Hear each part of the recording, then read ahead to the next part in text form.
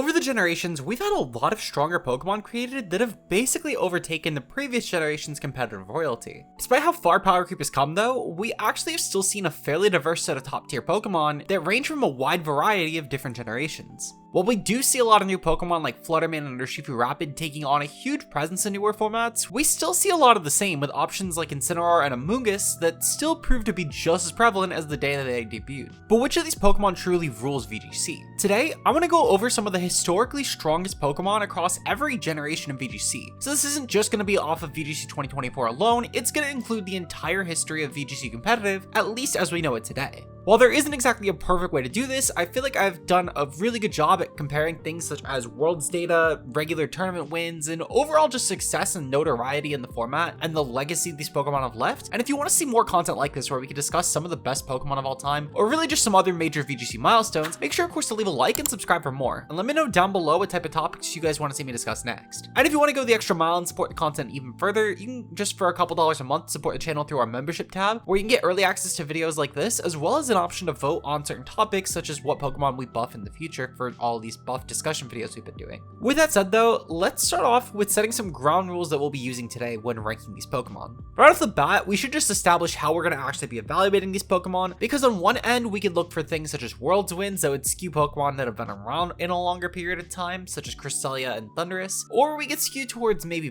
points that a Pokemon has earned, though this is very disadvantageous against both older format Pokemon when there was less events present, as well as especially Generation 8 Pokemon as there was basically no live events. There's not going to be some consistent catch-all rule that we'll be going off of frankly here. I'm going to try and use a collection of both of these types of data and hopefully try and give you guys the best list overall that I could possibly provide, while giving something that will hopefully not just expire once the next regulation appears in Regulation I. Not only this, but when talking about VGC formats in particular, I'm going to be mostly trying to weigh off of the entire year rather than just a specific regulation. Because ever since VGC 2019, we've had the format change multiple times during each year, and I feel like it would be more fair to weigh a Pokemon like Iron Bundle off of its entire 2023 performance versus just the fact that it was one of the best Pokemon in Regulation B, but it fell off significantly during Regulation C and D. With this in mind, our 10th place contender Cresselia has got to be one of the best Trick Room setters of all time, and it's one of the most noteworthy speed control Pokemon we've ever been given. While Cresselia has fallen off, especially in VGC 2024, it still is a 3-time World Championship winner, which is some of the highest among any Pokemon on this list. In fact, if we only go off of Master Division wins, Cresselia is tied for the highest, and no single Pokemon has ever won Worlds a 4th time.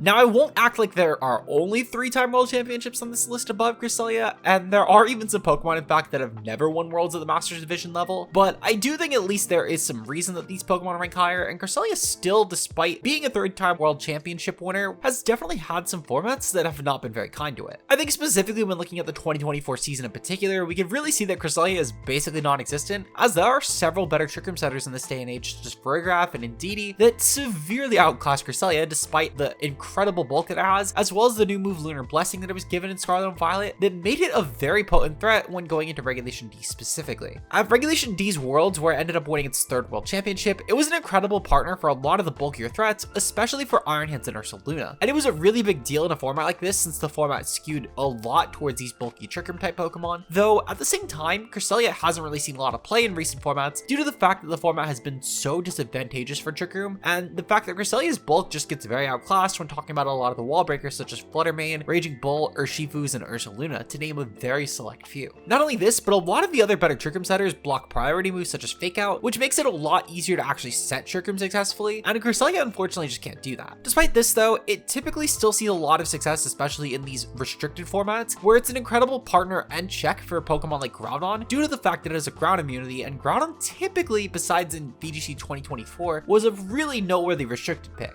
due to the fact that it's just such an incredible typing, and setting the sun is always going to be impactful. Despite all the hindrances in recent generations though, Cresselia still has the 5th best performance of any Pokemon at Worlds, and the 20th best performance in points overall across all major events. And I thought both of those were at least pretty incredible to showcase, as despite the recent failures of Cresselia, it still is one of the most impactful Pokemon at the Worlds level, at least of all time. Now, while Cresselia has won 3 World Championships, our next entry actually has won Worlds 0 times, at least in the Masters division. I contemplating ranking this or our next Pokemon at 9th, but ultimately, due to the fact that this Pokemon ebbs and flows a bit more, I decided to settle on Arcanine as our 9th place. Now, anyone who's played VGC in recent generations might be wondering why Arcanine actually ends up here, especially if you mostly know Incineroar as the premier fire-type Intimidate setter. Well, Arcanine has a few reasons to actually be up here. For one, in any format where Landorus, Therian, and Incineroar are banned, Arcanine is actually a really demonic Pokemon. Now, this seems like a pretty high bar to hit because Landorus, Therian, and Incineroar are legal in a lot of formats, but in years such as VGC 2017, Arcanine was considered one of, if not the most noteworthy Pokemon you could use on a team, and it was rivaled by Pokemon like Garchomp, Tapu Fini, and Tapu Koko in terms of viability. We've even seen Arcanine still get success as recent as Scarlet and Violet's Regulation C format, where it was literally the epitome of Intimidate options for balance, right next to Pokemon like Roaring Moon, Palafin, and Amoonguss to name a very select few. And these teams were very dominant for at least a good 2/3 of that format. Now, this isn't to say that Arcanine is completely non-existent in formats with Incineroar, as even in Sword and Shield, this was an okay Zacian check due to the fact that it didn't have a weakness to close combat, though Incineroar was still objectively a far better pick for a majority of teams. Now, despite dying off when Incineroar and Landorus do reach usage, Arcanine still has some of the highest points of all time among all events, reaching at 8,500 points total and 4th overall among all point totals. It's the highest ranked Pokemon, in fact, that doesn't reach over 10,000 points. The next closest Pokemon ranks at about 12,000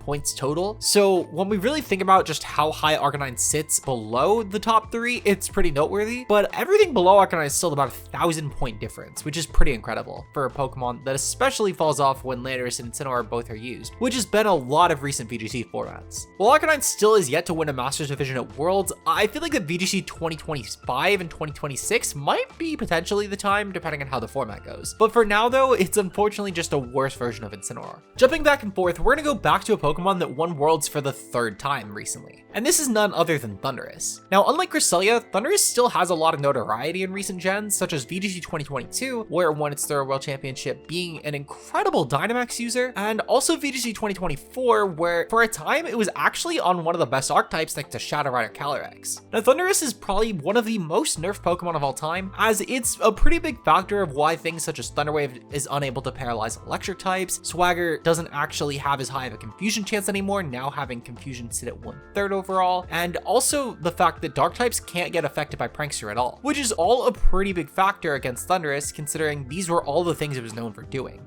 While you could argue that maybe these things are just made to keep up with modern generations, or maybe they just finally realized at Game Freak that these mechanics were a bit overtuned, considering these were all the main ways you were using Thundurus before, I highly doubt that it wasn't at least somewhat influential here. Despite this though, Thundurus has still seen a lot of success as both a support Pokemon with Prankster Thunderwave, and also just as a good Pokemon overall, offensively speaking. Considering the fact that Thundurus' worst 2 formats were both Regulation D and Regulation F, where it still actually found some niche usage, I would say that compared to Cresselia, which has completely died off the face of the earth in terms of tournament relevancy, it's at least in a much better state. Even its commonly ignored ability Defiant was a big factor in why it won its last World Championship, since it was able to take advantage of common Intimidate Pokemon like Incineroar, as well as the fact that it took advantage of any stat dropping max move, allowing it to get a +2 attack raise, and it became a very potent physical threat for the first time in its entire career. It was also a great max Airstream candidate next to Calyrex Shadow Rider, which it's funny that that was the Pokemon that it won Worlds next to, because yet again in VGC 2024, that was the one restricted Pokemon really helping it cling to relevancy here. It has the 4th best world performance as well, and the 19th best point performance overall, and I feel like a big factor of this was again its Regulation G performance, allowing it to get a lot of points winning major events. But we'll see if Thundurus manages to cling back on top once we get another restricted format again, as I feel like it could definitely be another Worlds call next to Shadow Rider. While all of our first 3 picks were either only good at Worlds or in non-World events, our entries from here are going to typically just perform well regardless. One of the most infamous examples of this is easily Tapu Fini, which similar to our 8th and 9th place finishers is pretty evenly tied with both its 7th place ranking as well as the 6th and 5th entries. Now, Tapu Fini is one of the only noteworthy Pokemon on setting Misty Terrain, and it's probably the only viable way to actually run this. Tapu Fini also has a very versatile moveset capability, with the ability to run options like Haze plus Dual Stab, Calm Mind offensive sets, or even just sets built around Choice Scarf and Choice Specs to perform more offensively oriented roles. With the Water and Fairy typing, this is a really good typing both offensively and defensively, taking the benefits of Water's few weaknesses with very just overall potency. If Tapu Fini was in the game, it would be by far the best way of stopping both Urshifu forms, and it would have basically invalidated the Dosokiri teams in formats it was legal due to the fact that it has an immunity to Order Up, a resistance to Wave Crash, and it can just haze away the stat boost. Tapu Fini is easily one of the best Swiss Army knife Pokemon we've ever received in VGC, and while I won't act like it's as splashable as options like Incineroar and Rillaboom that do nearly fit into every archetype, it's pretty hard to at least make Tapu Fini feel like a bad pick on any given team, and I think its 2 Worlds wins show, considering the fact that it has not been legal for that many World Championships. It has the 10th highest point total overall, reaching 5,600 points, and it's still the 14th highest placer at Worlds. So while it isn't as potent at Worlds as Pokemon like Cresselia and Thundurus have been, it still is a much more even distribution at least, and especially considering the fact that it hasn't even been legal in Scarlet and Violet, where a majority of recent VGC events have taken place, I would say these placements are honestly really impressive,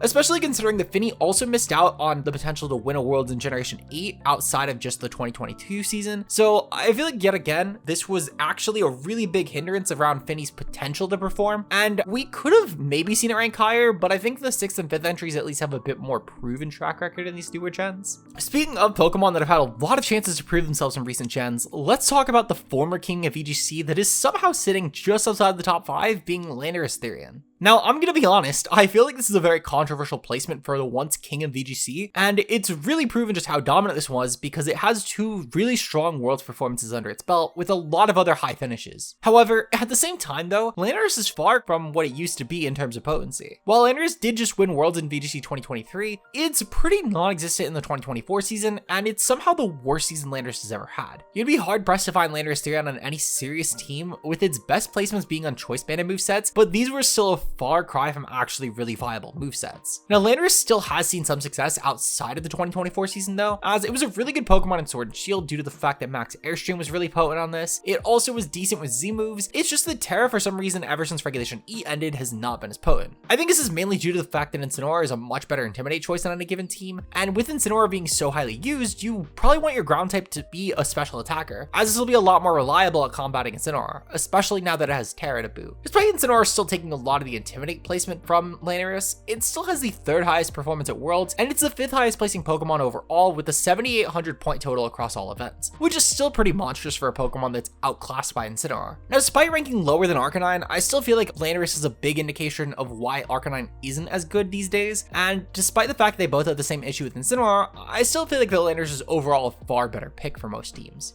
Now, I feel like that despite the fact that Landorus was one of the best Pokemon of all time in Generation 6 and early 7, at the same time though, I feel like our top 6 entries just hold up a lot better right now, and I think that a lot of these Pokemon also just might even be better overall than Landorus' history has been, but we'll get into that in a bit. Now, going into our top 5, we do have the best terrain setter of all time, and it's probably not the one you're thinking of. Now, if you're thinking of potent terrain setters, you might be thinking of options like Tapu Koko, which I'll get into a bit later, but overall, I think the best terrain setter, at least as being a really good terrain Pokemon, has got to be Rillaboom. Now, before Rillaboom, grassy terrain was essentially just limited to Tapu Bulu, which was by far the laughingstock of the Tapu Quartet. Since Rillaboom joined VGC though, grassy terrain has become the most potent terrain you could set, and Rillaboom is one of the best Pokemon in the entire game. Now, Rillaboom has a few things that do put it a bit of a weird spot for me, since it was missing for most of VGC 2023, where it could have earned a lot of potential points, but it also was not able to compete at point gaining events for the majority of Generation 8, since we had basically no IRL events happening.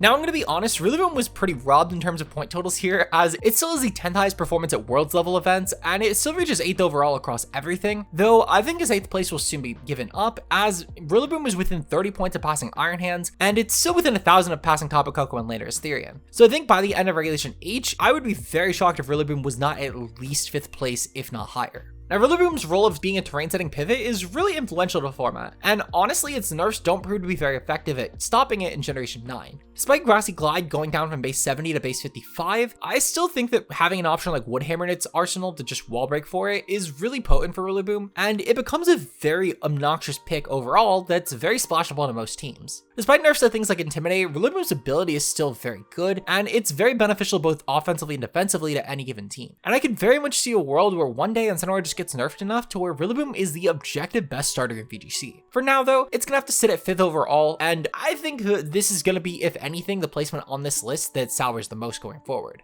Now, despite having the same issues as Rillaboom, only significantly more amplified, I feel like that our number 4th placement has a lot going for it in terms of its notoriety in VGC, but these top 4 were honestly very difficult to rank. Coming in at number 4 though, we do have Urshifu Rapid, which is arguably the single most uncompetitive Pokemon of all time, but it's not the best performing. Despite having an ability that just completely gets around Protect and a signature move that crits every time you use it, Urshifu Rapid still has a lot of offensive responses such as Rillaboom and Raging Bolt, as well as a lot of defensive counterplay such as Amoonguss in general, and even options like Incineroar that can defensively tear around you and go for moves like Will-O-Wisp. I won't act like that Urshifu isn't the most unhealthy Pokemon to ever exist, since it basically requires either redirection to counter it or just some offensive response, but it still at least is thankfully slow enough to be able to beat in most games. Now, Urshifu typically runs the Choice Scarf for Terra Water, as it's the best way to boost its offensive potency, though sometimes these Choice Scarf sets will opt for Terra Grass to avoid any sort of Spore and Rage Powder, or you could even just keep the Terra Water and go for an option like Safety Goggles to do the same job. Alternatively, depending on the format, we've even seen Terra Ghost Focus Sash Urshifu that can completely ignore flinching and keep their Focus Sash intact for guaranteed 2 turns, which is a really big deal for how potent this Pokemon is offensively. Not being able to stop it with Fake Out to revenge kill it is a really big deal. Now, Urshifu is still a top 3 contender in most, if not every format it's ever been legal in, with its worst performance being the first half of Regulation F, where it very quickly overshot and became a top 3 used Pokemon again, and depending on the tournament, even just the most used Pokemon overall. Urshifu Rapid, despite having very few legal formats, is still sat at the 6th highest Worlds performer and the 9th highest Pokemon overall. And despite being banned for most of VGC 2023 and the low event count of Sword and Shield, it still is also very potent in points. I think Urshifu Rapid will continue to rise in relevance going forward, but overall, the Rapid Strike form does have a lot of issues since it shares a species with a Single Strike form, which is still very good, and it hurts the potential for this Pokemon to be used significantly. Now, speaking of Urshifu Single Strike, I do want to quickly rapid fire some honorable mentions before we get into the top 3, because there were a lot of Pokemon that could have made the list. I've already mentioned Urshifu Single Strike, but unfortunately it misses out due to the fact that you can't just run both Urshifu on a single team, and Rapid Strike is usually just the strictly better choice. Now, Raging Bolt has been a nightmare in Regulation F and G, but compared to other Generation 9 Pokemon, it hasn't earned nearly enough points to make me want to consider it here, though I will say for being legal for roughly 8 months, being the 30th highest point performer of all time is a very daunting total. Among Pokemon not in Scarlet and Violet, Mega Kangaskhan ended up being the best performing Mega Evolution of all time, Xerneas is the best performing restricted Pokemon in a general sense, and Primal Groudon specifically is the best performing restricted Pokemon when it comes to the World Championships. Finally, let's talk about 2 electric types that I'm sure a lot of people actually expected to make the list, with the first being Tapu Koko, which while it was a nightmare in Generation 7 and ends up being the 6th highest points lifetime, at the same time, its nerfs going to Sword and Shield hurt it a lot worse than other terrain setters, and I just don't see it being a relevant offensive fairy when Fluttermane is now in the game. Finally, we do have Iron Hands, which despite being the highest Worlds winner of any Generation 9 Pokemon, winning both Worlds 2023 and 2024, I do think it sits at a literal 11th place here due to the fact that it was missing for a lot of Regulation E and F, and I feel like the formats it could be viable in happen to be very hit or miss, and it just so happened that Regulation D and G were very good formats for it. Overall though, Iron Hands still has a very good argument to be 10th place on this list. I just unfortunately could not rank it over Cresselia due to the fact that Cresselia has a lot higher of a World's performance history, and its competitive lifespan has been far outliving Iron Hands. Now moving into our top 3, these Pokemon are some of the best of all time, and all 3 rank in the top highest points of all events overall by a significant margin. The lowest ranked Pokemon in this set of 3 ends up being at about 12,000 points, which if you remember earlier in this video, Arcanine sat at about 8,500. So it's a pretty steep drop off from the 3rd best to the 1st best. We're going to start off with our Pokemon that's not the lowest of these 3 though, and it's actually Amoonguss,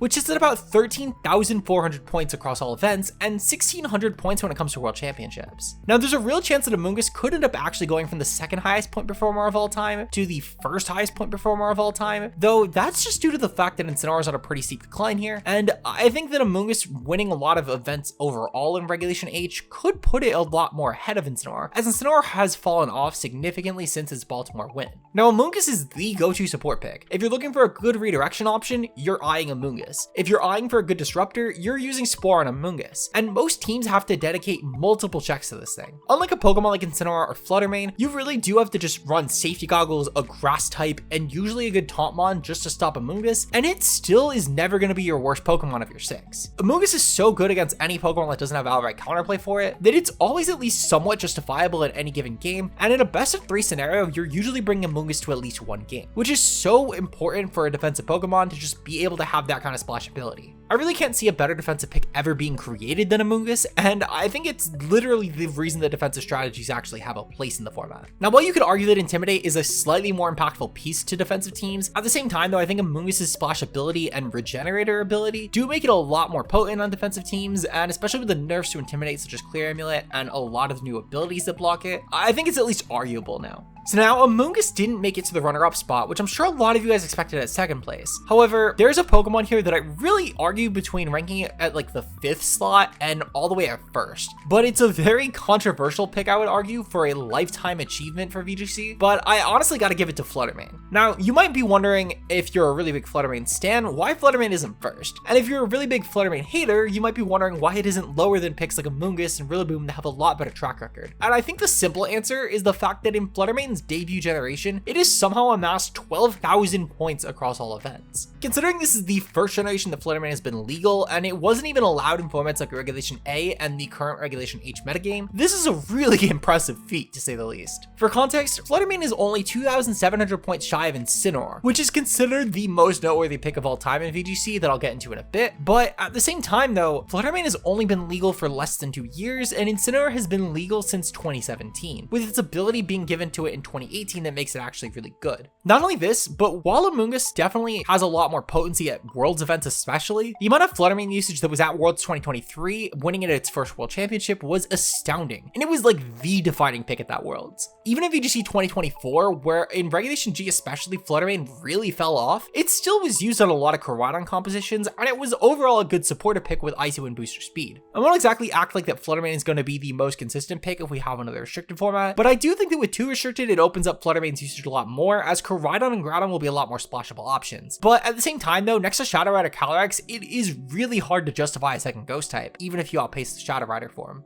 But then again, while Fluttermane did fall off a lot in Regulation G, so did Incineroar. Speaking of, it's about time we talk about the GOAT of VGC. Now I'm sure genuinely no one clicking on this video expected Incineroar anywhere but first, but I feel like it's kind of the boring portion of this video to discuss. And I think instead of discussing why Incineroar ranks first place, we should probably instead discuss why Incineroar might not be here for much longer. So for starters, let's address Incineroar's obnoxious 14,700 point total and its 1,900 points overall when it comes to World Championships, ranking first in both categories by a high mark. Now, Incineroar's ability Intimidate is really strong on it, but it has a lot of other good tools such as Fake Out, Knock Off, which removes items, Parting Shot to cycle in and out and drop opponent's stats, and even Flare Blitz, which is a good coverage option to a lot of picks overall, and Fire Dark is very difficult to switch around for most Pokemon. Now, Incineroar isn't going to be objectively bad by any means, but it definitely has hit lows that we've never ever seen in VGC. In Regulation F, Incineroar started a bit slow, but I think this was ultimately unwarranted as it ended up becoming one of the strongest picks by the end of the format. I will say in Regulation G, Incineroar was barely a top 5 non-restricted pick. As for Rigorath, Rillaboom, Raging Bolt, and Urshifu Rapid, I would argue were all significantly stronger. Not only this, but in Regulation H, Incineroar is at by far its worst use. And while I think a lot of people would argue that Incineroar is still really good, at the same time, ever since his Baltimore regional win, Incineroar has been pretty non-existent compared to how it usually ends up topping the charts. Considering there's a lot of top tiers like Dual Dragon with Dragonite and Garchomp, Annihilate and Kingambit with Defiant, Archaludon which overall bullies Incineroar, and many other really obnoxious strategies for it, such as Rain and Sand that are pretty prevalent right now, Incineroar has become an objective liability to teams finally. I wouldn't even say that Incineroar is a big reason for these threats being top tier either, and I think they're ultimately centered more around Archaludon, Goldengo, and Rillaboom in particular that end up being the mainstays of Regulation H right now. While Incineroar still has a long history at the top,